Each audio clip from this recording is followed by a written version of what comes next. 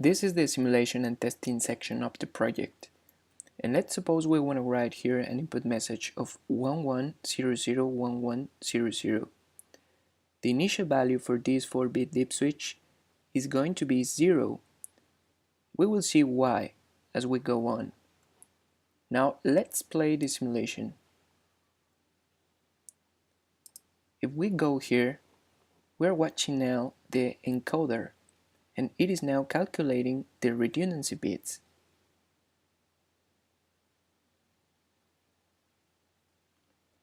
Now the result is 1110.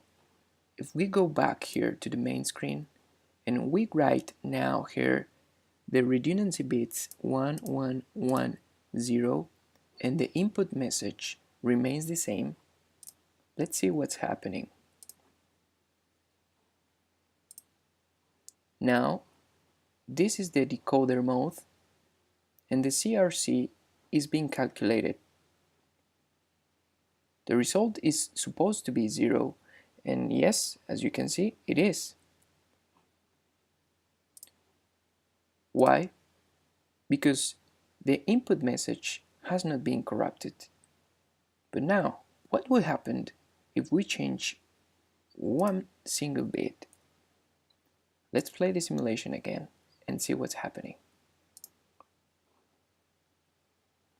Now, the decoder again is calculating the result.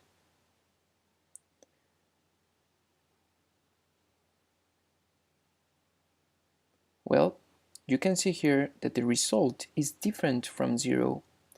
So, in this case, we have proved that an error has been detected because we had already changed one input bit here from the message.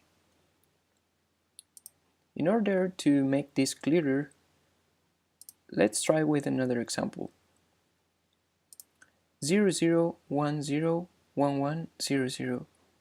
We have to put back these bits to 0. Now let's play it.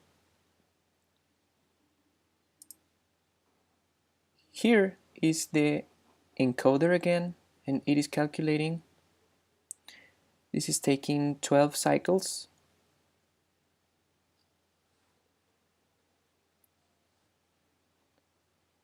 Here are the redundancy bits again, 1101. Let's go back to the main screen. 1101. The information bits will remain the same. Let's start again.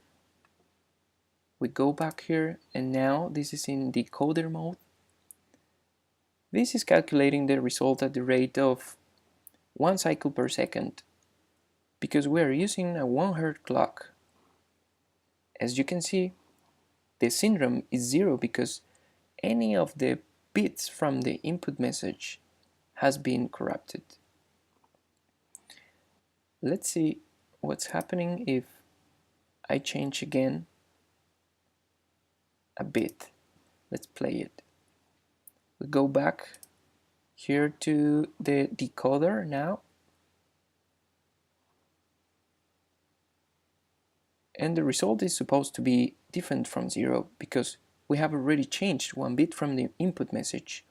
So the error has been detected. I want to give a very quick review about what we have done in the simulation before. And let's suppose we have here again an input message. It goes into the encoder from the most significant bit to the least significant bit, and at the output we have here the redundancy bits. Then we link together that redundancy bits to the input message, and this is the resulting bit stream. Now imagine that we transmit this frame through a medium, and at the receiver side we have here the encoder. The encoder receives that message now with the redundancy bits, and at the output of the decoder we're going to see whether any of the information bits were corrupted due to the channel impairments, for example. Now, what will happen if one of those bits from the input message would have been corrupted due to the channel characteristics. The decoder performs the same operation as the encoder, but now at the output, an error will be detected. Why? Because the resultant sequence will be different from 0, and sometimes we call that result as syndrome. This is a very quick block diagram, and we have here the source, and message, and the extra bits. We connect here a multiplexer from the source to the CRC, but the multiplexer needs to be controlled by a counter, and at the same time the counter is triggered by a clock as well as the CRC to change the state of the flip-flops that are working here.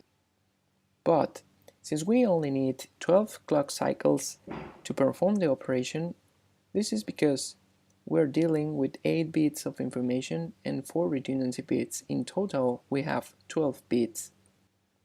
And that's why we add here an stop system. If we go back here to the simulation, we see the 1 Hz clock. The stop system, it is designed to stop after 12 cycles, the counter, and the codec that we have already seen in this simulation.